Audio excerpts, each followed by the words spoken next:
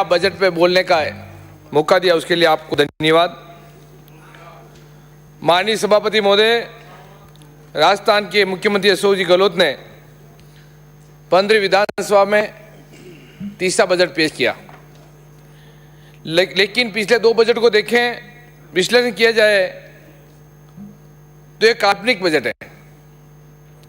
पहले बजट में या दूसरे बजट में जो घोषणाएं करी उसकी धरातल पे कोई पालना नहीं हो पाई, नीचे काम नहीं हो पाए, एक भी काम, और कुल जो घोषणा हुई उसे 20 से 25% काम हो पाए। मेरा तो मुख्यमंत्री से कहना है, बजट की घोषणा वही करो जो आप नीचे करवा सको, क्रियान्वित करवा सको। अभी जो बजट की घोषणा करी है, उन्होंने केवल राजस्थान में जो 4 उपचुनाव हैं उसके बारे में घोषणा करिए, चुनावी घोषणा टाइप घोषणा करिए। मेरे को नहीं लगता है पिछले 2 बजट काल्पनिक हुए, ये बजट ही उनका काल्पनिक होगा। ये सरकार किसानों के बारे में सोचती है, किसानों के बारे में चर्चा करती है, किसानों को गुमराह करती है। पर मैं बिजली की बात करूं, ऊर्जा मंत्री जी बैठे हैं।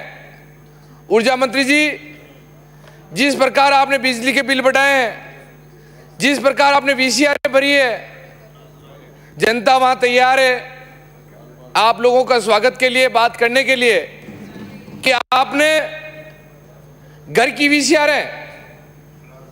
हमारे वहां एसटी बस्ती है सभापति महोदय, और उनके 1-1 लाख 2-2 लाख के टापरे नहीं है, 20-20 25 हजार की झोपड़ियां हैं, 1-1 2-2 लाख की वीसीआर भर दी, 1.25 लाख की वीसीआर भर दी। इस प्रकार की वीसीआर इन्होंने भरी है। माननीय सभापति महोदय, बिजली कटौती जो 8 घंटे की घोषणा करी थी, वो 4 या 5 घंटे भी बिजली नहीं आ पा रही है। किसानों की सब्सिडी खत्म कर दी, दरों में वृद्धि कर दी, कृषि कनेक्शन 2012-13 के बाद में ये नए कनेक्शन कोई दे नहीं पाए, लोग उससे भी दुखी हैं। और किसान बिजली की चोरी करता है, वो कोई कारणवश करता है, इस कारण करता है क्योंकि उसको बिजली का कनेक्शन मिल नहीं पाता है, और उसके बच्चे बच्ची खाने के लिए क्या करें, उसके लिए छोटी मोटी बिजली की करते हैं। पर ये वीसीआर पूरे राजस्थान में बहुत ज़्यादा भरी है, उसे किसान काफ़ी दुखी हैं। इन्होंने किसान कर्ज माफी की बात करी। कर्ज माफी तो वसुंधरा जी ने करी थी, और 50-50 हजार रुपये पूरे राजस्थान में माफ किए थे। वो जनता आज भी याद कर रही है सभापति महोदय। पर इन्होंने किसान कर्ज माफी की जो बात करी और किसान कर्ज माफी किया है, अभी भी केंद्रीय सहकारी बैंकों में कृषि ऋण, एमटी लोन इन्होंने माफ किया है, मध्यकालीन ऋण माफों को किया है। सरकार के घोषणा के अंतर्गत माफी प्रविष्टियां बैंकों द्वारा 1 मार्च 2020 को पूरी की जा चुकी है। लगभग 1 वर्ष बीत जाने के उपरांत भी राजस्थान सरकार द्वारा बैंकों के उक्त राशि उपलब्ध नहीं करवाई गई है, जिसके अभाव में बैंक द्वारा उन काश्तकारों को न अदेय प्रमाण पत्र जारी किए गए हैं, न पुनः उन्हें नवीन वितरण किया जा रहा है। माननीय सभापति महोदय, चित्तौड़ केंद्रीय सहकारी बैंक लिमिटेड के कार्यकाल में 413 पात्र कृषकों को राज्य सरकार की कुल 9 करोड़ 13 लाख ऋण माफी के रूप के प्रदान किए गए। राज्य में अन्य सरकारी बैंकों की उक्त योजना का लाभ नहीं मिल पाया है। माननीय सभापति महोदय, राजस्थान में मध्यकालीन ऋण 200 करोड़ के आसपास माफ किया है। वो किसान दुखी हैं, उनको ऋण वापस नहीं मिल पाया, दूसरों बैंकों को नोटिस नहीं मिल रहा है, इस कारण कर्ज माफी नहीं हो पाई है। ये कर्ज किसानों के बारे में है। माननीय सभापति महोदय, कर्ज की बात तो सरकार ने चुनावी घोषणा किसानों को संपूर्ण कर्ज माफी की बात करी थी, लेकिन बड़े दुख के साथ आपको किसानों को मसीहा करने वाली यह सरकार बिल्कुल भी प्रयासरत नहीं है और मात्र केंद्र सरकार पर निर्भर होकर अपनी रोटियां किसानों के चूल्हे पर सेक रही हैं। प्रदेश में 18 लाख किसान कर्ज माफी की ओर देख रहे हैं, लेकिन सिर्फ किसानों को काल्पनिक वादे कर गुमराह करने में व्यस्त हैं। पिछले बजट में सरकार ने किसान कल्याण कोष बनाया, और उसकी घोषणा करेगी, पर उसका अमल अभी तक नहीं हुआ। माननीय सभापति महोदय, इन्होंने युवा बेरोजगारों को भत्ता देने की बात भी करी। चुनाव में काफी बढ़ चढ़ के उनका पर्चे भी भरे। जब चुनाव चल रहा था, इन्होंने जगह जगह टेबल कुर्सी लगाकर इन्होंने कहा कि हम युवा बेरोजगारों को 3500 रुपये भत्ता देंगे। माननीय सभापति महोदय, इन्होंने एक भी रुपये वहां नहीं दिया। उसके अलावा एक साल से बेरोजगार भत्ता देने में 1 लाख से ज्यादा बेरोजगारी भत्ता देना बंद कर दिया। नई स्कूलों में व्याख्याता भर्ती, कंप्यूटर शिक्षक भर्ती निकालने की घोषणा की थी, लेकिन अभी तक दोनों भर्तियों में विज्ञप्ति जारी नहीं हुए। माननीय सभापति महोदय, 5 मार्च 2019 को मुख्यमंत्री द्वारा पंचायत एलडीसी भर्ती 2013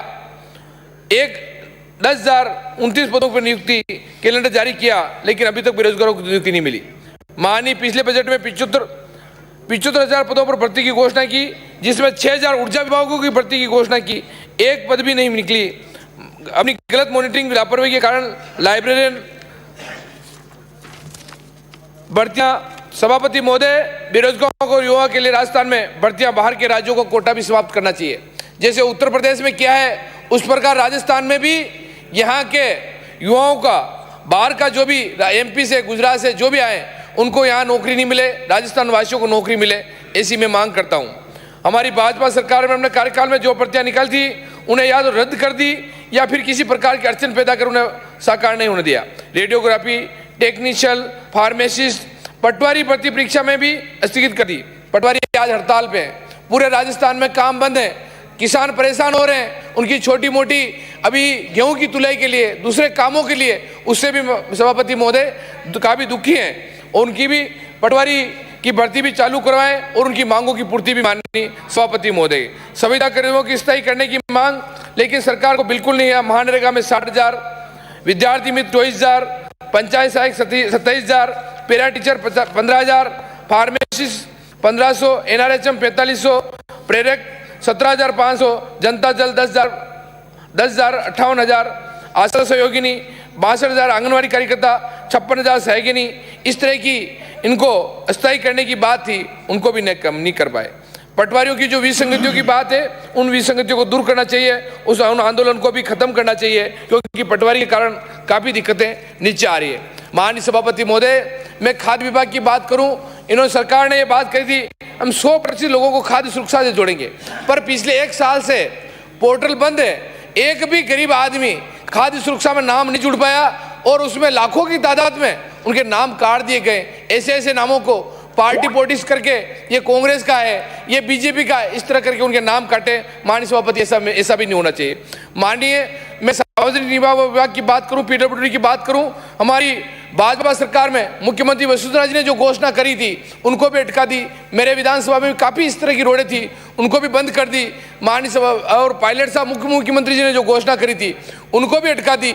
और उनको तो अटकाने की बात स्वाभाविक थी कि उप मुख्यमंत्री घोषणा कैसे करें तो हम करें, क्योंकि उनको भी डाउटफुल देखा जा रहा है। तो माननीय सभापति महोदय, हम तो कुछ इनकी आपस का झगड़ा हम तो चाहते नहीं है। हम तो ये चाहते हैं कि हमारी रोडें वापस उनको कर दें और उन रोडों को वापस कर दें। माननीय सभापति महोदय, डीएपी फंड की बात करूं, माइनिंग फंड की बात करूं, पिछले 2-2.5 साल से रोडें बन गई, काम हो गया, सब तरह की बातें हो गई, पर उनका पैसा अभी तक ठेकेदारों को नहीं दिया। उनको आत्महत्या करने की नौबत आ रही है। उनका डीएपी फंड की जारी करवाएं, इस तरह की मेरी मांग है। माननीय सभापति महोदय, मैं 10-13 पे बोलने लगा हूं। माननीय सभापति महोदय, पशुपालन विभाग में भी सरकार ने यह कहा था कि मैं नंदीशाला खोलेंगे, नंदीशाला नहीं खोल पाई। एक भी पंचायत कमेटी नंदीशाला नहीं खोले। माननीय सभापति महोदय, उसके अलावा मैं मांग करता हूं कि हमारे वहां अब मेवाड़ में अफीम की पैदावार बहुत ज्यादा होती है और अफीम तो केंद्र सरकार तोड़ लेती है, और डोडे चूरे की जो दिक्कत है, डोडे चूरे सरकार तोड़ नहीं रही है। लोग उससे वास्तव में वहाँ वातावरण खराब है। माननीय सभापति महोदय, मेरी ये मांग है कि सरकार कोर्ट का आदेश होने के खातिर तोल नहीं पा रही है, पर मेरी ये मांग है सरकार अपने लेवल पर उस अफीम डोडे चूरे को 1000 रुपये किलो में तोले और उसको नष्ट करे, कहीं पे भी नष्ट करे, कोई दिक्कत नहीं। क्योंकि डोडे चूरे के कारण वहाँ के किसान परेशान है, उनकी आजीविका के कारण नुकसान है, इसलिए अफीम डोडे चूरे को अपने लेवल। माननीय सभापति, 2 मिनट माननीय सभापति।